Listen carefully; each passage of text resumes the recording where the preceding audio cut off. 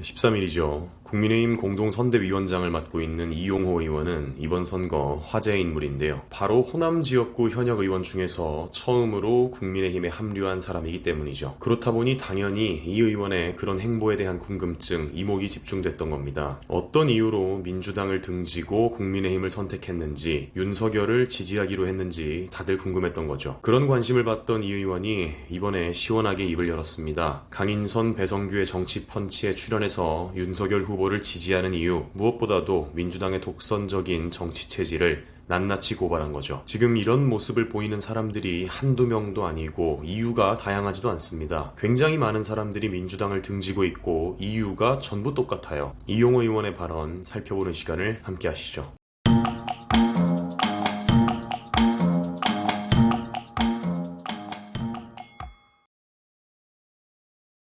이용호 의원은 국민의힘 공동선대위원장이자 새시대위원회 대외협력본부장을 맡고 있습니다. 윤석열 후보는 그야말로 상남자 스타일이다. 호방하고 거침없고 또 의리 있다. 이렇게 평가했네요. 무엇보다 기성 정치인들에게서 특히 몸담았던 민주당에서는 수도 없이 목격했을 꾸밈, 군말 이런 게 없다. 그런 알맹이 없는 영혼 없는 정치적 수사 없이 잘하겠습니다. 실망시키지 않겠습니다. 이렇게 담백하게 답하는 남자라고 덧붙였죠. 이 의원이 호남의 지역구 의원이다 보니까 무엇보다도 윤석열 후보의 호남 득표율을 어떻게 생각하는지 궁금했는데요. 이 의원은 호남 득표율에 대해서 20% 이상은 물론이고 30% 득표를 목표로 하고 있다. 이렇게 공언했습니다. 문재인 정권의 실정과 민주당의 오만함으로 호남에서 특히 2030의 이탈이 상당하다면서요. 오늘의 2030 세대는 이념과 지역에 따라 무조건적인 지지를 보내지 않는다. 이게 핵심입니다. 호남에서의 윤석열 지지율, 과연 종전 박근혜 전 대통령이 기록했던 10.5%를 넘길 것이냐? 이 질문에 관해서 충분히 가능하다. 이런 여론은 사실 꽤 이전부터 나왔습니다. 대표적으로 이준석 당대표 선출을 전후로 2030 세대가 민주당으로부터 등을 돌렸고 이낙연 전 대표도 경선 이후 이재명 측에 힘을 실어주지 않았죠. 그리고 말할 것도 없이 부동산 정책으로 대표되는 문재인 정부의 실정 탓일 겁니다. 호남 사람들도 국민의 한 사람으로서 지난 5년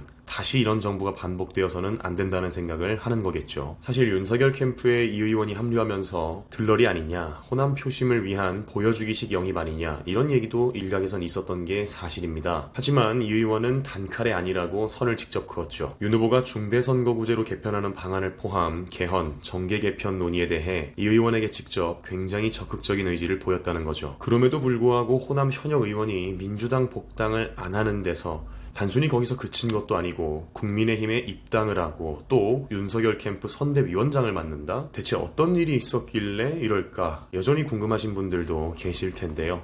이 의원이 증언하는 민주당의 일처리 방식을 들어보시면 충분히 납득이 가실 겁니다. 당 측에서 복당하라고 해서 복당 신청도 했고 몇 달이나 기다렸지만 연락이 없었다고 하죠. 수모를 준 건 물론이고 약속까지도 저버렸던 겁니다. 심지어는 복당만 하고 지역위원장은 하지 말라 이렇게 말했다는데 결국 머릿수 채우고 들러리나 서라, 공천권 같은 참여 권리는 못 준다 이런 얘기밖에 안 되죠. 이 의원은 여기서 멈추지 않고 심지어 그 뒷이야기까지 가감없이 들려줍니다. 정말 한이 사무친 것 같은데요. 윤석열 후보와 접촉하고 난 사실이 알려지자 송영길 민주당 대표가 직접 연락을 취했다는 겁니다. 그리고는 하는 말이 복당하면 원하는 대로 다 해주겠다. 이렇게 말을 했다는 거예요. 자, 송영길 대표가 어떤 분입니까? 이재명 읽기운동, 이재명 알기운동을 주도한 분이죠. 이재명 전기 책을 읽고 1일 1 독후감 쓰자 이렇게 해서 진중권 교수에게 2021년 대선을 앞두고 웬 586식 우상화냐 비판을 받았었죠. 완전히 친 이재명 대통령 만들기에 앞장서기로 결정한 사람이 지금 송 대표인데 다른 누구도 아닌 호남 지역구 현역 의원이 민주당 내에 폭정에 휘둘리다가 윤석열 캠프로 간다. 그리고 그 속사정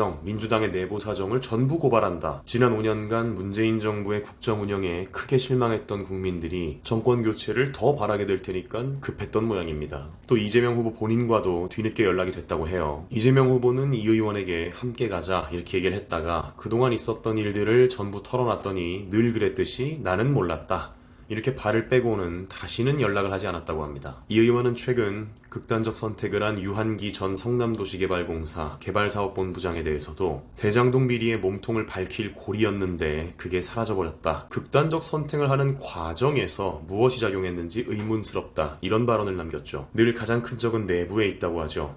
주류 세력에 반한다는 이유만으로 민주당이 이렇게까지 같은 당 의원을 몰상식하게 취급한 결과가 무엇이었습니까? 이 의원은 윤석열 선대위에 합류했고 어제를 기점으로 적극적인 활동에 나서고 있습니다. 이번 대선의 향배는 이념전쟁, 편가르기 싸움, 이런데 질릴 대로 질린 국민들이 어느 쪽을 선택할까 여기 갈릴 것으로 예상되는데요. 하루가 멀다 하고 뼛속까지 비민주적인 민주당의 체질, 이게 지금 적나라하게 까발려지고 외부인도 아니고 함께 일을 했던 사람들의 공통적인 증언이 이어지면서 누굴 꼭 찍어야겠다 이런 생각보다도 민주당은 도저히 못 찍겠다는 여론이 형성되는 것 같습니다. 지역정치, 편가르기 정치를 해소하는 첫 단추가 될 이 의원의 윤석열 캠프 합류, 앞으로 기대를 갖고 지켜봐야겠습니다.